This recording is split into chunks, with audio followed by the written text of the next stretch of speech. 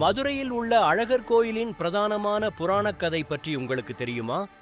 இதோ உங்களுக்காக மிகவும் சுவாரஸ்யமாக அழகர் மலையில் மகாவிஷ்ணுவின் திருவடியில் இருந்து தோன்றிய நூபுர கங்கை ஓடுகிறது.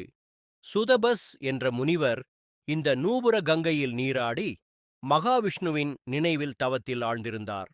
அப்போது தன் சீடர்களுடன் அங்கே வந்த துர்வாச முனிவரை அவர் கவனிக்கவில்லை. இதனால் கோபமடைந்த துர்வாசர் சுதபஸை தவளையாக மாறும்படி சபித்தார். தன் தவறை உணர்ந்து சுதபஸ் முனிவர் மன்னிப்பு கேட்க, துர்வாசர், நீ வைகை ஆற்றில் தவம் செய். சித்திரை பௌர்ணமிக்கு மறுநாள் சுந்தரராஜ பெருமாள் உனக்கு காட்சி தந்து சாப விமோசனம் அளிப்பார் என்று அருளினார். சாபம் பெற்ற சுதபஸ் முனிவர் மண்டூக முனிவராக தவளை உருவத்தில் வைகை ஆற்றங்கரையில் தவத்தில் காத்திருந்தார். இதே நேரத்தில் மதுரையில் திருமாலின் தங்கையான மீனாட்சி அம்மனுக்கும் சிவபெருமானுக்கும் திருமணம் நடந்தது.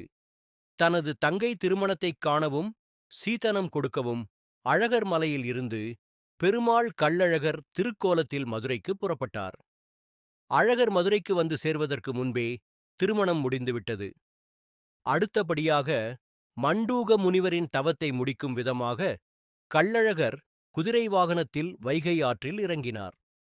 வைகை ஆற்றில் இறங்கிய கள்ளழகர் மண்டூக முனிவருக்கு தவளையின் உருவம் நீங்கி மீண்டும் முனிவராக மாறும்படி சாப விமோசனம் அளித்தார். இவ்வாறு அழகர் தவளையாக இருந்த முனிவருக்கு காட்சி தந்து அருளிய பெருமையே மதுரையின் பிரசித்தி பெற்ற சித்திரை திருவிழாவின் மைய நிகழ்வாக ஆண்டுதோறும் கொண்டாடப்படுகிறது.